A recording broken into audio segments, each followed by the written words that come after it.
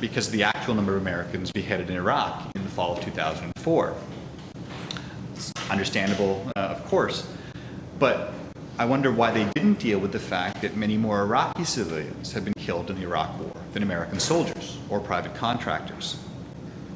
They talked about Iraq being the undercurrent for the second season of the show, which it was, and how there were Muslims exporting violence around the world. Left unsaid, of course, was the American role in exporting violence to Iraq. In discussing the rendition of the main terrorist character, played by Oded Fehr, the creators talk about him being sent to Saudi Arabia to be tortured, as if he wasn't tortured by the CIA in America. In that episode, they have the CIA officer saying, quote, "Americans hate this shit. It's not who we are." Unfortunately, as all the investigations into torture in the US show, it is unfortunately who we are. And in talking about the real-life Yemeni judge who was portrayed in the episode that Kamran showed on Wednesday, one of the creators was saying that he was turning Muslims away from extremism. In fact, he's turning terrorists away from terrorism. This equation of Muslims with terrorists was quite troubling. Kamran's talked about how he saw immigrants being portrayed in different stages on television and film. First as objects of fear, then in comedy, finally in drama. I think clearly we're still in that first stage with portrayals of Muslims in America. A slight shift, I think, to that comedic part. Aliens in America, the show that unfortunately is canceled as far as I know, with the Raja character as the young Pakistani exchange student, as a Canadian having to represent. Little Mosque on the Prairie, a hit show in Canada that's a comedy show where you actually do have that comedic portrayal of Muslim life. And I think we're moving hopefully to that third part, that straightforward dramatic role. And let me end on this note. There's very few Muslims that are involved in the television industry. Kamran Pasha, who talked about, one of the very few. Not surprisingly, it's Sleeper Cell, the show that he's involved with, that has positive portrayals of Muslims. Until Muslims become more involved in television and film, we will leave the telling of our own stories to others. As such, while we can and should protest against inaccurate descriptions, we cannot expect others to tell our stories in ways that we would like them to be told. And that's what you see on CBC with Little Mosque on the Prairie. The reason that show was made is a Muslim woman, Zarqa Nawaz, grows up in Toronto, moves with her family to Regina, sets up life on the Saskatchewan Prairie. And she wants to tell that story and is able to do that. Let me end with a line from one of my favorite letters that James Baldwin wrote to his nephew and namesake. He's writing about race, of course, but his lines are equally applicable about religion. And James writes this: "But these men are your brothers, your lost younger brothers. And if the word integration means anything, this is what it means. That we, with love, shall force our brothers to see themselves as they are, to cease fleeing from reality and begin to change it. For this is your home, my friend. Do not be driven from it. Great men have done great things here and will again. And we can make America what America must become. We, as Muslims, must help in the construction of an America where our stories are told for what they are, part of this nation's fabric." Thank you.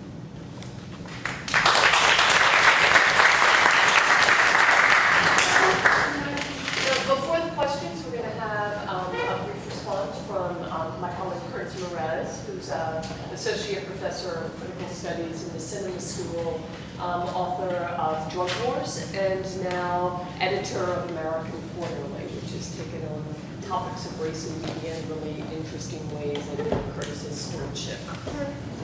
Great. Can everyone hear me if I speak from here? Is that all right? I need to do some reading from my computer, and it's a little awkward up there. So let me start first. I should apologize for having to get up in the middle of Amir's talk. My cell phone's on silent, and I've been at some point in the day expecting a phone call about a potential family emergency. And I thought the phone call was going to come later, but it came unfortunately in the middle of your speech. Fortunately, everything's okay, so I'm coming back to give the, which I may not have otherwise. But I can assure you that I read all the papers in advance, so unless you went way off script, I don't think I missed anything. I should note, something about my in into this topic. I'm not really a scholar of religion or religious studies. My sort of in into this topic has really come from the fact that I'm the general editor of American Quarterly, and last September we did a special issue guest edited by Marie Griffith and Melanie McAllister on religion and politics in the contemporary United States. And for me, it was a real crash course in what has turned out to be a fascinating field for me that ends up, I see, intersecting with many of the interests I have, but didn't know that they intersected with religious studies. But that sort of framing, the relationship between religion, spirituality, and politics, especially in the United States, I think will frame my remarks. Unfortunately, we didn't get a chance to hear Rudy Busto's paper on heroes, but I was able to read it. And so as I go through my comments at the beginning, you'll get a brief sort of taste of what the paper is about, and then by the end, I will briefly describe what I take to be the central thesis and raise a few questions. And I think the thesis, while not being able to do justice to it in all its detail, will still be enough to perhaps generate a conversation. But I want to start by thanking everyone for coming, thanking Diane Winston for inviting me to be a commentator, and thank our panelists for some very rich and fascinating papers. And again, I can't do justice to all of their details, but I wanted to start off by at least sketching out what I take to be one common feature of the three papers. And that is, it seems to me, their critical analysis of the ways in which racialized and or immigrant characters on contemporary television shows minister to the spiritual and material needs of U.S. Americans. So Professor Jacobs-Huey focuses on black female characters, variations on the BBF, who support the spiritual development of white men, notably a white police officer. Professor Hussain foregrounds, among other characters, Darwin al-Said, an undercover Muslim FBI agent who worked to protect the U.S. from terrorist attacks. And finally, Professor Busto, in his paper, analyzes a character from Heroes, a Japanese immigrant time bender and a South Asian sort of doctor scientist who together work to save the white cheerleader and a world largely represented by the United States.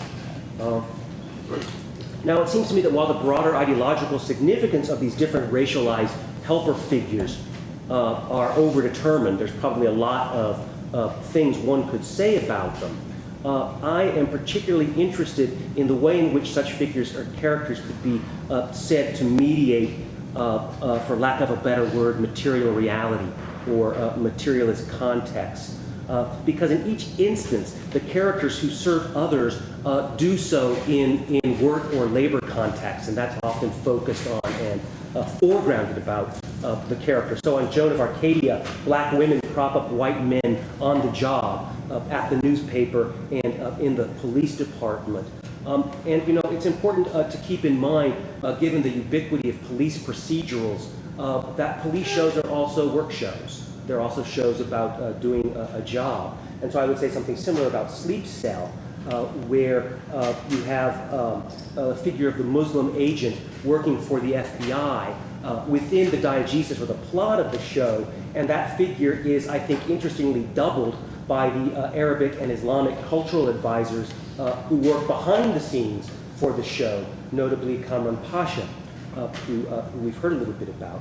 And then the Japanese immigrant time shifter from Heroes is partly defined anachronistically as a kind of Japanese salaryman whose job becomes partly saving the planet. And in addition, what's interesting is that the actor who plays that character, and this is something that Busto talks about, his star image is forever linked to the fact that he used to work for George Lucas's Industrial Light and Magic as a computer programmer. So, in all of these cases, these sort of racialized helper figures are partly marked by their status as as not only servants or people who serve, but as workers in some way. All of which suggest possible connections between spiritual and material labor, raising questions about how and why U.S. American viewers at this particular moment take pleasure in imagining the labor of people of color and immigrants in these contexts. So now I want to turn to each individual paper and raise a series of questions. Professor Jacobs-Huey's talk presents a really subtle and illuminating analysis of the intersection of race and disability. That, for me, I think was especially bracing. I was particularly struck by how in her analysis the juxtaposition of disability and blackness generates insights into the nature of whiteness, as well as the articulation of possible convergences among different kinds of privileges and exclusion.